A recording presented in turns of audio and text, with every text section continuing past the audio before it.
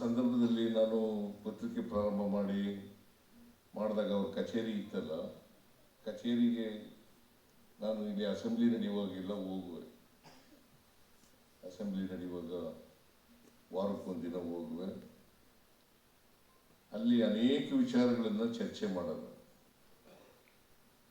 ಒಂದು ರೀತಿ ಅವರು ಅನೇಕ ಬಹುಮುಖ ಪ್ರತಿಭೆ ಅಂತ ಹೇಳಬಹುದು. ಅನೇಕ ವಿಚಾರಗಳಲ್ಲಿ ನಮ್ಮನ್ನು ಜಾಗೃತಿಗೊಳಿಸ್ತಕ್ಕಂಥ ಕೆಲಸವನ್ನು ಮಾಡ್ತಾ ಇದ್ದಾರೆ. ನನಗೆ ಒಂದ್ಸಾರಿ ನನ್ನನ್ನು ಹೊಗಳೂ ಬರೆದಿದ್ದಾರೆ, ತಿಗಳೂ ಬರೆದಿದ್ದಾರೆ. ಒಂದ್ಸಾರಿ 1985ನೇ ಇಸ್ವಿ ಅಂತ ಅನ್ಸುತ್ತೆ, ಪಾರ್ಲಿಮೆಂಟ್ ಎಲೆಕ್ಷನ್. ಶ್ರೀಕಂಠ ದತ್ತ ಬಿಜೆಪಿ ಕ್ಯಾಂಡಿಡೇಟ್, ಅಲ್ಲ ಕಾಂಗ್ರೆಸ್ ಕ್ಯಾಂಡಿಡೇಟ್, ಶ್ರೀಕಂಠ ದತ್ತ ಕಾಂಗ್ರೆಸ್ ಕ್ಯಾಂಡಿಡೇಟ್. ನಾನು ಅವ್ರ ವಿರುದ್ಧ ಕಂಟೆಸ್ಟ್ ಮಾಡಬೇಕು ಅಂತ ಹೇಳಿ ಲಂಕೇಶ್ ಅವರು ನನಗೆ ಹೇಳಿದ್ರು. ನಾನು ಹೇಳಿದೆ, ನಾನು ಶಾಸಕನಾಗಿದ್ದೀನಿ, ಮತ್ತೆ ಎಲೆಕ್ಷನ್ ಬರ್ತದೆ, ಅಸೆಂಬ್ಲಿ ಎಲೆಕ್ಷನ್ ಬರ್ತದೆ, ನಾನು ಮತ್ತೆ ಅಸೆಂಬ್ಲಿ ನಿಂತ್ಕೋಬೇಕು ಅಂದ್ಕೊಂಡಿದ್ದೀನಿ. ಅಷ್ಟಾಗಲೇ ಮಂತ್ರಿ ಆಗ್ಬಿಟ್ಟಿದೆ ನಾನು. ನೀನೇ ಕಂಟೆಸ್ಟ್ ಮಾಡಬೇಕು ಅಂತ ಹೇಳಿದ್ರು. ಆಮೇಲೆ ನಾನು ಹೂ ಅನ್ಕೊಂಡು ಹೋದೆ. ಆಮೇಲೆ ಕಂಟೆಸ್ಟ್ ಮಾಡಲಿಲ್ಲ. ಲಂಕೇಶ್ ಪತ್ರಿಕೆಯಲ್ಲಿ ಬರೆದ್ಬಿಟ್ರು, ಇಸ್ಪೀಟ್ ಗುಲಾಮ ಮಾಡಿದ ಮೋಸ.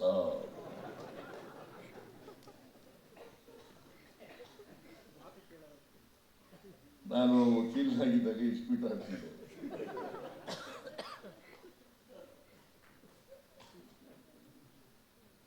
ಅವರು ಅದಕ್ಕೆ ಅದನ್ನು ತಿಳ್ಕೊಂಡಿದ್ರು ಅನ್ನೋ ಕಾಣಿಸುತ್ತೆ. ಮಹೇಶ್ನಿ ಹೇಳಿರ್ಬೋದು, ಅಥವಾ ಇವ್ರಿಗೆ ಗೊತ್ತಾಗಿರ್ಬೋದು. ಬಹಳ ದಿನ ಎಲ್ಲಿಂದಲೂ ಬಂದವರು ಸಿನಿಮಾ ಮಾಡ್ತಾ ಇದ್ರು, ಹಾಗಾಗಿ ಡೈರೆಕ್ಟ್ ಆಗಿ ಇದ್ರಲ್ಲ ತಿಳ್ಕೊಂಡಿರ್ಬೇಕು ಅನ್ನೋ ಕಾಣಿಸುತ್ತೆ. ನಾವು ಶನಿವಾರ ಭಾನುವಾರ ಬಂದಾಗ ಕಾರ್ಡ್ಸ್ ಆಡ್ತಾ ಇದ್ರು ಭಾರತ ಸೊಸೈಟಿಯಲ್ಲಿ. ಅಂದರೆ ಸಾಯಂಕಾಲದ ವೇಳೆ ಕೋರ್ಟ್ ಅವಧಿ ಮುಗಿದ ಮೇಲೆ ಕಾರ್ಡ್ಸ್ ಆಡ್ತಾ ಇದ್ರು. ಯಾಕೆ ನನಗೆ ಹೇಳೋದು ಬರೋದು ಅಂತಂದ್ರೆ, ನನಗೆ ಮಹಾರಾಜನ ಮೇಲೆ ನಿಂತ್ಕೊಳ್ಳೇಬೇಕು. ನೀನು ಕುರುಬರ ಜಾತಿನಲ್ಲಿ ಹುಟ್ಟಿದ್ಯಾ, ಸಾಮಾನ್ಯ ಕುಟುಂಬದಿಂದ ಬಂದಿದ್ಯಾ, ನೀನು ನಿಲ್ಲೇಬೇಕು ಅಂತ ಹೇಳಿ ನನಗೆ ಹೇಳಿದ್ರು. ಹಾಗಾಗಿ ನಾನು ಹ್ಞೂ ಅಂತ ಅಂದಿದ್ದೆ. ಆಮೇಲೆ ನಿಂತ್ಕೊಳ್ಳಲಿಲ್ಲ. ಶಾಂತಮೂರ್ತಿ ನಿಂತ್ಕೊಂಡಿದ್ರು ಲೋಕಸಭೆಗೆ. ಸೋತರು ಅಂತ ಇಟ್ಟಿರೋಣ, ನಾನು ಸೋಲ್ತಿದ್ದೆ.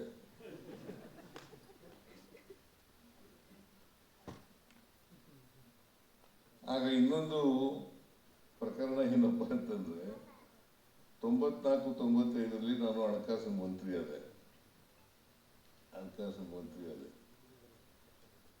ಆಗ ಲಂಕೇಶ್ ಪತ್ರಿಕೆಯಲ್ಲಿ ಸಿದ್ದರಾಮಯ್ಯನಿಗೆ 100 ಕುರಿ ಲೆಕ್ಕ ಹಾಕಕ್ ಬರಲ್ಲ,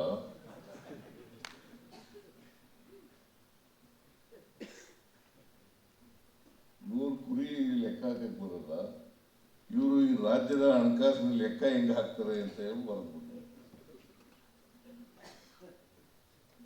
ನಾನು ಹಣಕಾಸು ಮಂತ್ರಿ ಆಗಬೇಕು ಅಂತ ಅನ್ಕೊಂಡಿರ್ಲಿಲ್ಲ. ದೇವೇಗೌಡರು ನನಗೆ ಒತ್ತಾಯ ಮಾಡಿ ಹಣಕಾಸು ಮಂತ್ರಿ ಮಾಡಿದ್ರು. ಸೊ ಇದನ್ನೇ ಚಾಲೆಂಜ್ ಆಗಿ ತಗೊಂಡೆ ನಾನು. 100 ಕುರಿ ಲೆಕ್ಕ ಹಾಕಕ್ ಬರಲ್ಲ, ಈ ರಾಜ್ಯದ ಲೆಕ್ಕ ಹೆಂಗಪ್ಪ ಹಾಕ್ತಾರೆ ಇವರು ಅಂತ ಬರೆದ್ಬಿಟ್ರು. ನಾನು ಅದನ್ನ ಸವಾಲಾಗಿ ಸ್ವೀಕಾರ ಮಾಡಿ ಆಮೇಲೆ ಮೊದಲನೇ ಬಜೆಟ್ ಅನ್ನ ಮಂಡಿಸಿದೆ. ಬಹಳ ಕಷ್ಟಪಟ್ಟು ಎಲ್ಲ ಅರ್ಥಶಾಸ್ತ್ರಜ್ಞರ ಜೊತೆ ಚರ್ಚೆ ಮಾಡಿ ಮೊದಲನೇ ಬಜೆಟ್ ಮಂಡಿಸಿದೆ. ಆಮೇಲೆ ನಾನು ಹೋಗ್ಲಿ ಒಂದು ಬರೆದ್ರು ಲಂಕೇಶ್ ಅವರು.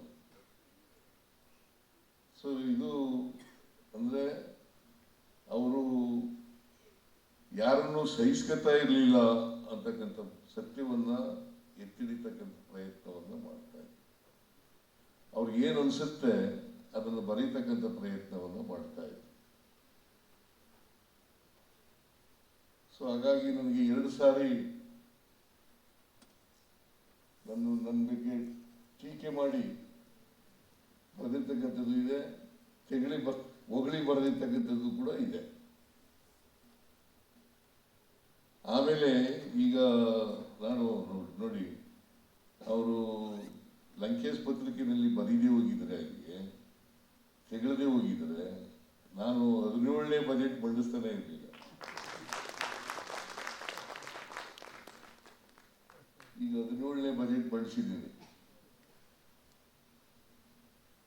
ಅಂದರೆ ಲಂಕೇಶ್ ಅವರು ಯಾವುದನ್ನು ಮನಸ್ಸಿನಲ್ಲಿ ಇಟ್ಟುಕೊಳ್ಳದೇನೆ ಆಮೇಲೆ ಅಷ್ಟೇ ಪ್ರೀತಿ ಮಾಡ್ತಾ ಇದ್ರು, ನನಗೆ ಅಷ್ಟೇ ಪ್ರೀತಿ ಮಾಡೋದು.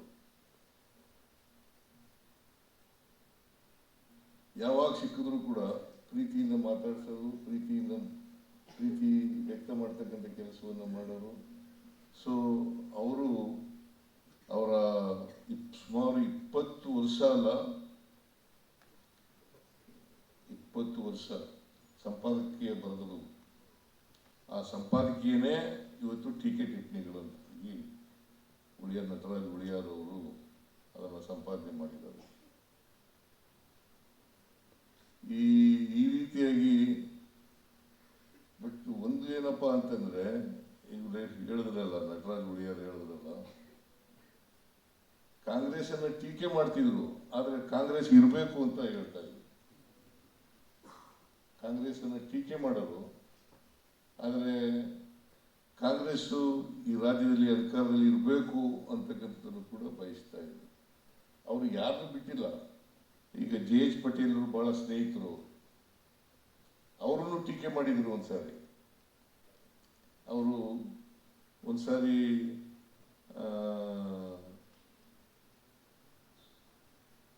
ಮೂಲತಃ ಸೋಷಲಿಸ್ಟ್ ಅವರು, ಇವರು ಲಂಕೇಶ್ ಅವರು ಕೂಡ ಸೋಷಲಿಸ್ಟ್, JH ಪಟೇಲ್ ಸೋಷಲಿಸ್ಟ್. ಒಬ್ಬ ಸ್ವಾಮೀಜಿ ಅವರಿಗೆ ನಮಸ್ಕಾರ ಮಾಡ್ಬಿಟ್ಟಿದ್ರು ಕಾಲಿಗೆ, ಅದಕ್ಕೆ ಟೀಕೆ ಮಾಡಬಾರ್ದ್ಬಿಟ್ಟಿದ್ರು. ಆಮೇಲೆ ಅದಕ್ಕೆ ಒಂದು ರಿಯಾಕ್ಷನ್ ಕೂಡ ಕೊಟ್ಟಿದ್ರು, ಮತ್ತೆ ಅದನ್ನು ಪ್ರಿಂಟ್ ಮಾಡಿದ್ರು. JH ಪಟೇಲ್ ಟೀಕೆಯನ್ನ ಪ್ರಿಂಟ್ ಮಾಡಿದ್ರು. ಅದಕ್ಕೋಸ್ಕರ ಲಂಕೇಶ್ ಅವರು ತೆರೆದ ಮನಸ್ಸಿನಿಂದ ಯಾವಾಗಲೂ ಕೂಡ ಇರ್ತಿದ್ರು ಅಂತಕ್ಕಂಥ ಮಾತುಗಳನ್ನು ಹೇಳಲಿಕ್ಕೆ ನಾನು ಈ ಕಥೆಗಳನ್ನೆಲ್ಲ ಹೇಳಲಿಕ್ಕೆ ಬಯಸ್ತಾ ಇದ್ದೀನಿ. ಅದರಿಂದ ಲಂಕೇಶ್ ಅವರು ಯಾವಾಗಲೂ ಕೂಡ ಕೋಮುವಾದಕ್ಕೆ ವಿರುದ್ಧವಾಗಿದ್ದರು. ಕೋಮುವಾದಕ್ಕೆ ವಿರುದ್ಧವಾಗಿದ್ದರು. ಕೋಮುವಾದ ಸಮಾಜದಲ್ಲಿ ಯಾವಾಗಲೂ ಕೂಡ ಕೋಮುವಾದ ನಡೀಬಾರದು. ಈಗಲೂ ಕೂಡ ಕೋಮುವಾದ ವಿಜೃಂಭಿಸ್ತಾ ಇದೆ ಅಂತಕ್ಕಂಥದ್ದನ್ನು ನಾವೆಲ್ಲರೂ ಕೂಡ ಅರ್ಥ ಮಾಡ್ಕೋಬೇಕಾಗ್ತದೆ. ಅವತ್ತೇ 80ನೇ ಇಸ್ವಿನಲ್ಲೇ ಕೋಮುವಾದದ ವಿರುದ್ಧ ಬರೀತಾ ಇದ್ರು, ಈಗಲೂ ಇದೆ. ಈಗ ಇನ್ನೂ ಕೂಡ ಹೆಮ್ಮರವಾಗಿ ಬೆಳೆದಿರ್ತಕ್ಕಂಥದ್ದನ್ನು ನಾವು ನೋಡ್ತಾ ಇದ್ದೀವಿ. ಸೊ ನಾವೆಲ್ಲರೂ ಕೂಡ ಸಮಾಜದ ಹಿತ ಬಯಸೋರು, ನಾವೆಲ್ಲರೂ ಕೂಡ ಈ ಕೋಮುವಾದದ ವಿರುದ್ಧ ಇರಬೇಕು ಅಂತಕ್ಕಂಥ ಮಾತುಗಳನ್ನು ಈ ಸಂದರ್ಭದಲ್ಲಿ ಹೇಳಲಿಕ್ಕೆ ಬಯಸ್ತಾ ಇದ್ದಾರೆ. ಸೊ ಲಂಕೇಶ್ ಅವರು ಅವರ ಪರಂಪರೆಯನ್ನು ಉಳಿಸ್ತಕ್ಕಂಥವರು. ಬಹುಶಃ ಗೌರಿ ಲಂಕೇಶ್ ಅಂತ ಪಾಪ ಈಗಿಲ್ಲ, ಕವಿತಾ ಲಂಕೇಶ್ ಇರೋದು. ಅವರು ಇಂಗ್ಲಿಷ್ ಪತ್ರಿಕೋದ್ಯಮದಲ್ಲಿ ರಿಪೋರ್ಟರ್ ಆಗಿದ್ರು. ಗೌರಿ ಲಂಕೇಶ್ ಅವರು ರಿಪೋರ್ಟರ್ ಆಗಿ ಅದನ್ನು ಬಿಟ್ಬಿಟ್ಟು ಬಂದು ಲಂಕೇಶ್ ಪತ್ರಿಕೆಯನ್ನು ನಡೆಸ್ತಕ್ಕಂಥ ಕೆಲಸವನ್ನು ಮಾಡೋದು, ಅವರ ಪರಂಪರೆಯನ್ನು ಉಳಿಸ್ತಕ್ಕಂಥ ಕೆಲಸವನ್ನು ಮಾಡೋದು.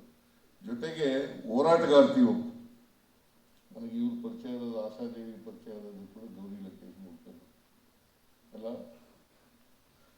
ಇವರು ಮತ್ತೆ ಎಲ್ಲರೂ ನಮ್ಮ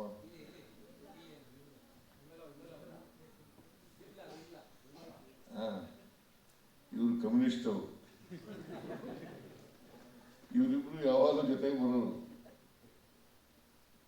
ಜೊತೆಗೆ ಬರ್ತಾ ಮತ್ತೆ ಹೋರಾಟಗಾರ್ತಿಯಾಗಿದ್ರು. ಇವರು ಹೋರಾಟಗಾರ್ತಿರೆ.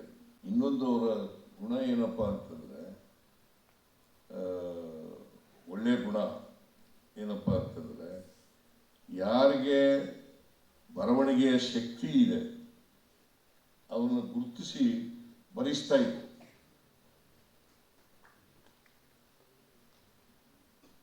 ನಾನು ಅವರು ಸಾಹಿತ್ಯ ಆಗದೆ ಇರ್ಬೋದು ಅಥವಾ ಬರಹಗಾರರಾಗದೆ ಇರ್ಬೋದು, ಆದರೆ ಬರವಣಿಗೆ ಶಕ್ತಿ ಇದ್ರೆ ಅವರನ್ನು ಗುರುತಿಸಿ ಅವ್ರ ಕೈಲಿ ಬರೆಸೋದು. ಸೊ ಈ ಕೆಲಸವನ್ನ ಮಾಡ್ತಾ ಇದ್ರು ಅಂತಕ್ಕಂಥ ಮಾತುಗಳನ್ನ ಈ ಸಂದರ್ಭ ರಾಕೇಶ್ ಪತ್ರಿಕೆ ಇದೆಯಲ್ಲ, ಯಾವತ್ತೂ ಕೂಡ ಸರ್ಕಾರದ ಮೇಲೆ ಅವಲಂಬನೆ ಆಗಿರಲಿಲ್ಲ. ಸರ್ಕಾರದ ಮೇಲೆ ಅವಲಂಬನೆ ಯಾಕೆಂತಂದ್ರೆ ಮುಲಾಜಿರಬಾರ್ದು ಅಂತ ಒಂದು ಧ್ಯೇಯ ಅವರಲ್ಲಿ ಇತ್ತು. ಯಾವುದೇ ಸರ್ಕಾರಕ್ಕೆ ಮುಲಾಜಿರಬಾರ್ದು, ಅದಕ್ಕೋಸ್ಕರ ಅಡ್ವರ್ಟೈಸ್ಮೆಂಟ್ಗಳು ಇಲ್ಲದೆ ಪತ್ರಿಕೆ ನಡೆಸ್ತಾ ಇದ್ರು. ಅವರು ಬದುಕಿರೋವರೆಗೂ ಕೂಡ ಕೊನೆಯವರೆಗೂ ಕೂಡ ಅಡ್ವರ್ಟೈಸ್ಮೆಂಟ್ಗಳು ಇಲ್ಲದೆ ಪತ್ರಿಕೆ ನಡೆಸಿದ್ರು. ಸಿಗರೇಟ್ ಸೇರೋದು ಆರೋಗ್ಯಕ್ಕೆ ಹಾನಿಕಾರಕ ಅಂತ ಗೊತ್ತಿದ್ರು ಕೂಡ ಅವರು ಸಿಗರೇಟ್ ಸೇರ್ತಾ ಇದ್ರು. ನಮ್ಮನಿಗೂ ಸಿಗರೇಟ್ ಸೇರಿಸ್ತಕ್ಕಂಥ ಕೆಲಸವನ್ನು ಮಾಡ್ತಾ ಇದ್ರು.